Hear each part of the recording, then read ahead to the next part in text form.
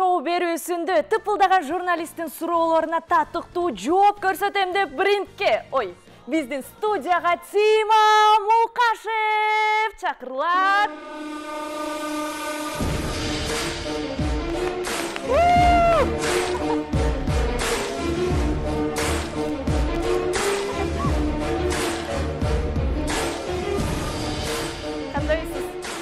Жакшы келип болдуңузбу? Өзгөчө чыктыңыз го, келиңиз, төргөйтүңүз. Азыр биздин телекөрүүчүлөр эмне болуп кетти деп турган болсо, Тима Мукашев бир гана ырчы эмес, укмуш ММА спортчусу да болуп кетерин билбесеңиздер, мына билип алдыңыздар. Келиңиз, отуруңуз, чайдан алыңыз, ысык нандан. Саламатсыздарбы? Жакшыбыз. Өзүңүз амансызбы? Жакшыбыз. Бир жыл бою сизди теледен көргөн жокпуз, концерттерден укпадык, радиолордон чыкпадыңыз, анан бир аз эле убакыт өттү, эфирлерде сиз клиптериңиз көздү сүйүндөт. Эмне болуп кетти? Мындан ары эмне болот дагы? Биринчиден көрөрмандарга дагы жолу ысык саламымды айтам. Жалпыңыздардын кирип келген ыйык Рамазан айыңыздар менен кармаган орозуңуздар кабыл болсун. Ал эми чыгармачылык менен туура 1 жылдай алектенген жокмун. Жеке жашоомо байланыштуу. Баягы чыгармачыл адамдар да болуп турат экен. Чыгармачылык кризис деп коебу. Ушундай бир чыгармачылыкка мындай маанай болгон жок. Ошол себептен 1 жыл тыныгууда болдум.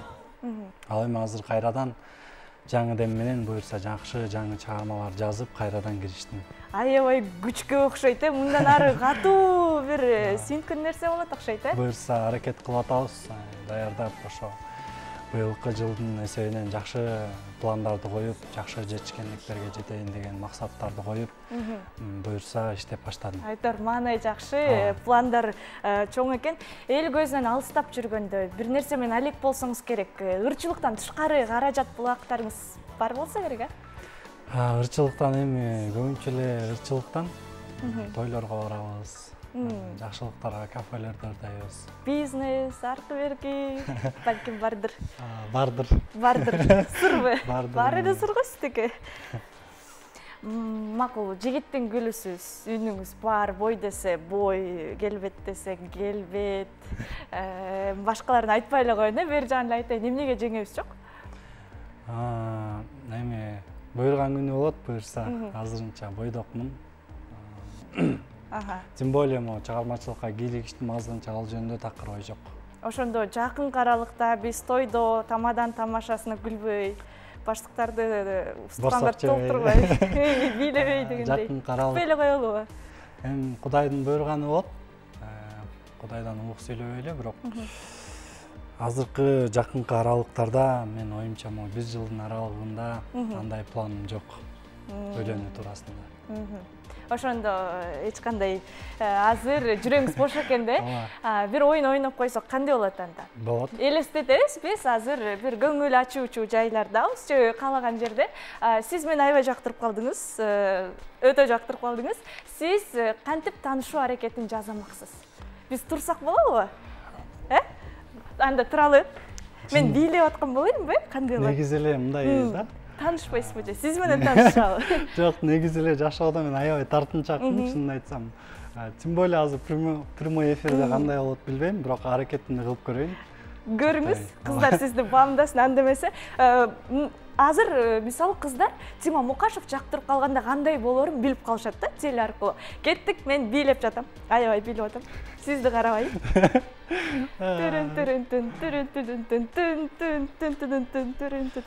Мен да бийлеген киши болуп келейин андачы. Ушундайбы? Саламатсызбы чоңуз? Саламатсызбы? Эмне жалгыз бийлеп жатасыз? Эмне себептен? Мен жалгыздыкты жакшы көрөм. Бүгүн аябай жакшы келбетиңиз дагы, кийингениңиз дагы бүгүн өзгөчө экен, мага жакты. Мурун мени көрүп жүргөндө эле айтасыз го жүргөн. Жок, көпчүлүктүн арасынан биринчи эле көзгө көрүнөт экенсиз. Ошол себептен мындай комплимент айтып коеюн дедим. Жакшы сөз айтып жүргөн жакшы эмеспи? Мен сизди таанышат экен деп атпайм менен. Менин атым Темирлан болот. Темирлан? Өзүмдү тааныштырып коеюн дегем. Меники Александр. Александр? Александра. Меники Темирлан болот. Жакшы экен. Номерим сурайын деп атасыз. Номериңизге эрте го азырынча. Түшүнүктүү айтор, мунун баары тамаша. Сизге чоң рахмат, Тимон мырза. Чынында 90% мырзалардан айырмасы жок экен, кадимки эле. Биздин кыргыз жигиттердей. Жактырып калсаңыз таанышат экенсиз. Муну көрдүк, кыздар да байкаса керек. Жаныңызда телефонуңуз барбы? Жок, жанымда жок. Калтырпайм. Чиркин, мейли жаныңызда телефонуңуз жок экен. Азыр бизге, эгер бизди көрүп жаткан болсоңуздар, Тимон Мукашев менен оюн ойнойн деп турган болсоңуздар, чалсаңыз болот. Сиздин чалууларды угуп, Тимон Мукашев менен бир крокодил оюн ойноп элбей, кандай дейсиз, билесиз ал оюнду? Ошол оюнду билбейт экенмин. Мен сизге сөз айтам. Сиз аны эч кимге айтпайсыз, ошону көрсөтөсүз. Ал эми биздин көрөрмандар эмне экенин табат. Аракет кылып көрөм. Аракет кыласыз. Ага чейин келиңиз, бир сурообуз бар эле, мындай. Сизди көбүнчөсү ойлойт экенде, эми бетке эле айта берейин, көпкөн балалы, эмнеге көз айнегин чечпейт, бирок биз баарыбыз билебиз, канча жыл мурда сиз көздөн жаракат алып кырсыктагансыз, ошонун аягы эмне болду, күнөөлүүлөр жаза алдыбы, негизи баарын башынан төкпөй чачпай айтып берсеңиз. Эми баягы жакшы сөз бар го. Катыган заңды чукпайт дегенчи. Анан мен дагы баягы жаман көрөм, аркамда кайрылып, өткөн чакты эстеп, баягы өткөн иште козгогонду. Анан ошол себептүү мен ал жөнүндө уруксат болсо айтпай деле койсом жакшы болмок. Себеп дегенде эми ар бир адамдын башында ар кандай тагдыр жазылат, ар кандай баягы орусча айтканда никто не застрахован дейт го. Ошол себептен ошол жылдар ошондой бир кыскача кайтыла кетейин, анча болуп калды. Ошондой бир окуя болгон, көзүмдү оорутуп алган болчумун. Көзүмөн жаракат алып, анан кийин 2014-жылы болгон, 2013-тун аягында. Ошондон кийин анан кийин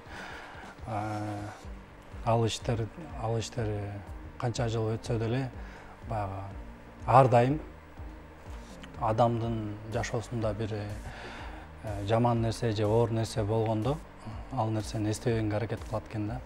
Ошол себептүү мен ар дайым ошол нерсени эстебегенге аракет кылам, анткени бул адамдын өзү канча күчтүү адам болсо деле психологиясына кандайдыр бир деңгээлде таасирин берип турат да.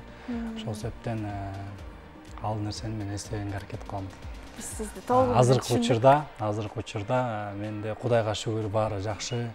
Акырындан ошол буюрса эми көз айнек менен баягы токтобойн деген эле максатта ырдап жүргөн кербезим. Анан Кудай буюрса келечекте көз айнекти да чечем деген пландарым бар.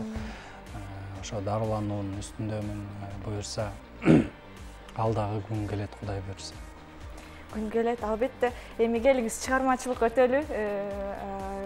Чыгармачылыкта Тимон Мукашевдин стили кандай, Тимон Мукашевдин жолу кайсыл дегендей? Тимон Мукашевдин стили өзүңүздөр көрүп тургандай ошол көз айнекте эле стилим болуп калды. Анан көп эле ошол стиль имидж деп билишет. Биринчиден, экинчиден өзүмдүн ырдоо стилим бар. Лирикага көп жакынмын. Баягы жай, лирикалуу, сөз огонуу, маанилүү ырлар абдан жагат. Ошол нерсеге мен көп басым жасайм. Анан ар бир ырчынын угарманы болот деген чын экен. Ошо өзүмдүн стилимди жактырып атайын уккан угармандарым да бар, Кудайга шүгүр. Анан кийин азыркы учурда ошол стилди кичине алмаштырып, баягы ар кандай тараптуу кылып ырдап көрөйүн деп атам. Бүгүн дагы бир жаңы стиль менен келдим. Ал аркага кайрылып эле ретро стилде ырдап чыктым. Алдыда буюрса ырдап берем. Анан баягы шаңбы восток жагында, ретро жагында, ушундай ар кандай стилди буюрса аралаштырып, анан жакшы ырлар тартуулайм деп турам азыркы учурда. Жакшы ой экен. Мейли анда алдыда дагы да уга жатарбыз. Ал эми азыр айлардын султаны болгон Рамазан айында биздин айга карай Сайкал Садыбакасов ырдасын Рамазан ыры сиздин назарыңызга.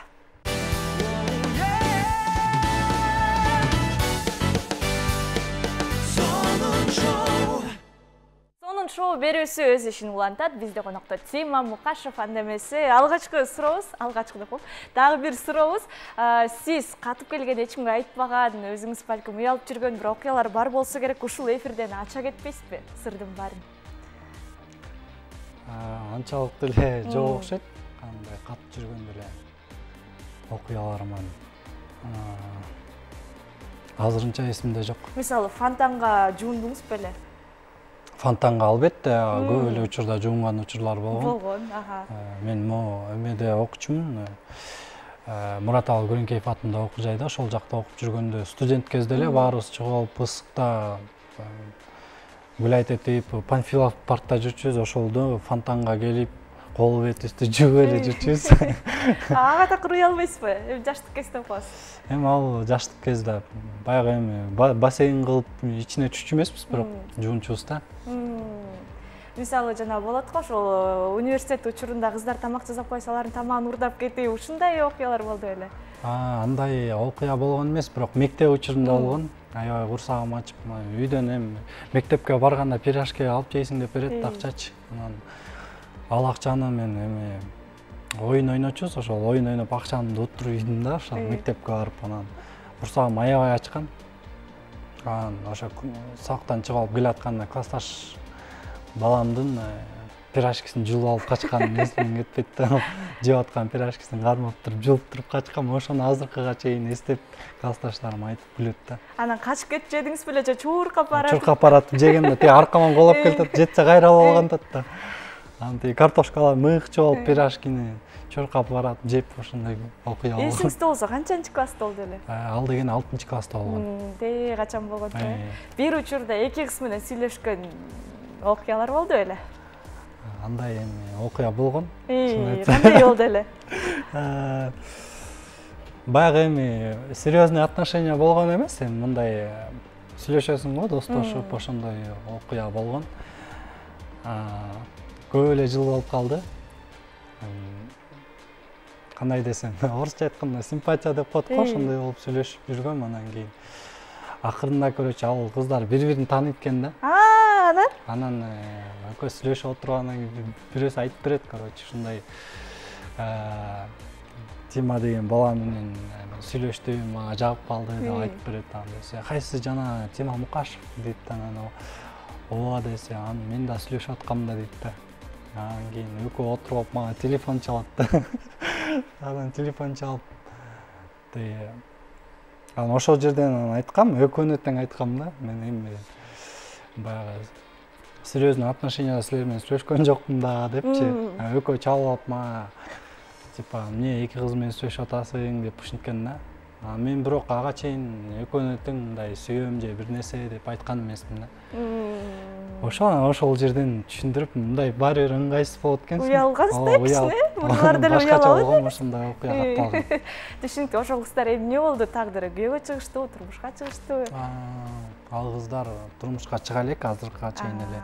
Бирөөсү менен азыркыга чейин эле жакшы мамиледем, дос катары сүйлөшүп турабыз. Экинчисин билбейм, ал ошо тарынгабайдан жок. Жакшы экен. Бизде телефон чалып бар экен. Саламатсызбы? Эфирдесиз. Тима Мукашев сизди угуп жатат. Алло, саламатсызбы? Амансызбы? Куткан кечи. Тима байкен чыгармачылыгын аябай билем. Азыр жандуу менен даперсин сураган элем. Чоң рахмат. Рахмат, албетте ырдап берем. Келиңиз анда угалып, кайсыларды ырдайсыз? Анда кайсы чыгарманы аткарып берсем, издей берем деген чыгарманы аткарып берейин. Кана угалычы? İzdey berem tanış үйдөн, издей берем көчөдөн. Караныңды мен жоготтум бу, түшүмдө гүл төшөгөн. Эмне мынча сүйөм сени, эмне мынча сагынам.